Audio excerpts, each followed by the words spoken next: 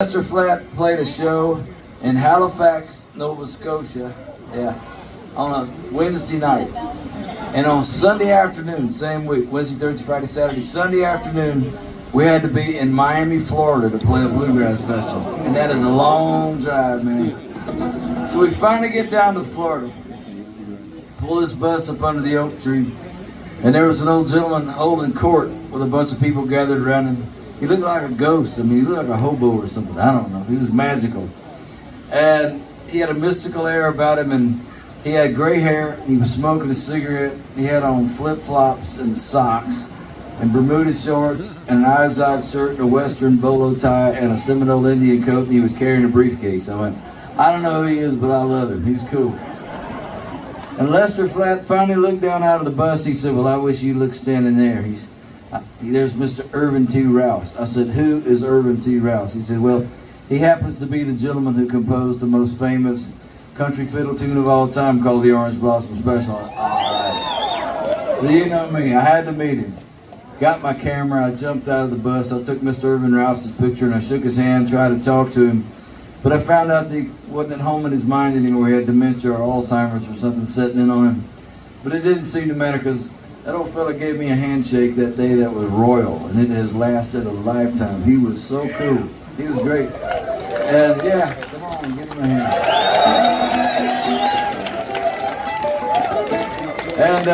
And in his good days, Mr. Irvin Rouse was a fiddle player, and I'm telling you, he was dangerously good.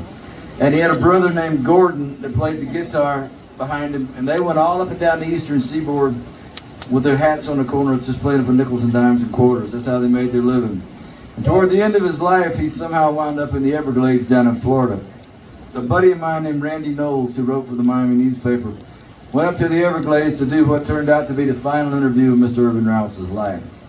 And as he said, as the sun was going down, he said, Mr. Irvin, got to wrap it up. One more question. He says, what do you want to be best remembered for? And Mr. Rouse said, well, how about that fiddle piece I made up about that train one time called The Special? He just called it The Special. All right, it's been played 10 million times, but here comes 10 million and one, all right? I hope. All the way from the mysterious Everglades of Florida up here to the beautiful land of Colorado. Mr. Irvin's song, The Special.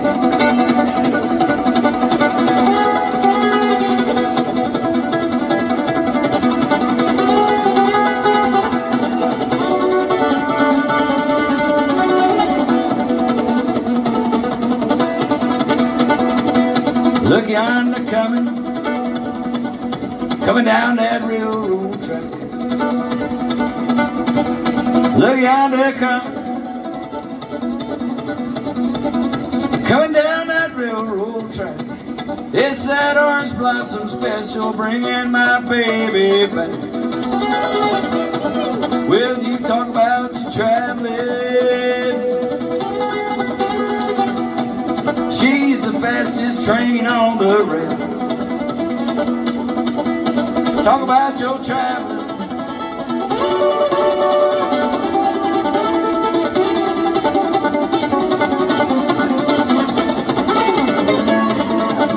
Fastest train on the rails. Ride that Orange Blossom Special. Roll down that seaboard trail.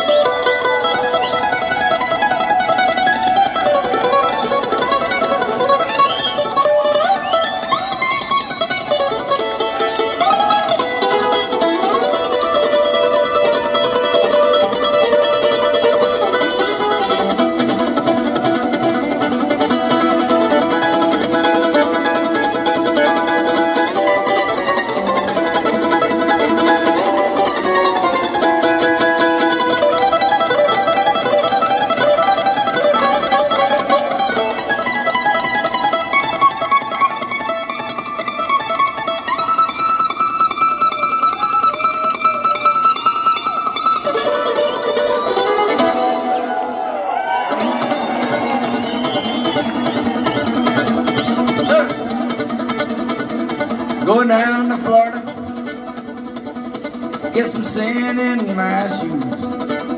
Alright, here's what Mr. Irvin's singing on his record. He's so cool. You know, like this. When I'm going there on the floor, get some sand in my shoes. Live in California, that's supposed to go. Get some sand in my shoes. Ride that orange blossom special, lose these New York blues. New York blues.